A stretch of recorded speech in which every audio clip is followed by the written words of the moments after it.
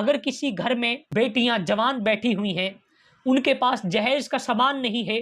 वो उनकी शादियां नहीं कर सकते, तो अल्लाह तबारक व तआला ने हमें अगर अता किया हुआ है तो हम उसके अता करदा रिस्क और दौलत में से उन बेटियों की शादी करवा दें, उनके काम आए।